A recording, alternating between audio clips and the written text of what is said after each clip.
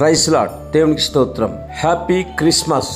Christmas యొక్క అర్థం పరమార్థం. సహోదరి సోదరులారా, పరలోక జ్ఞాని అయిన దేవుడు ఈ లోకంలో జీవిస్తున్న, అజ్ఞానంగా జీవిస్తున్న ఈ మానవుల్ని తన జ్ఞానం చేత నింపి మరి చీకటిలో నుంచి వెలుగులోకి నడిపించడానికి, మరి నాశనకరమైన మార్గంలో నుంచి విడిపించి నిత్యజీవమైన మార్గంలో నడిపించడానికి ఆయన వచ్చాడు. సహోదరి సోదరులారా, అందుకే యేసయ్య జనాన్ని మరి నింగిలో మెరుస్తున్న ఆ తారను చూసిన వారై ఆ యొక్క నింగిలో మెరిసే తార చూపించే మార్గం ప్రకారం యేసయ్యను వెంబడించడానికి ఈ లోక జ్ఞానులు ప్రయాణమై వెళ్ళారు.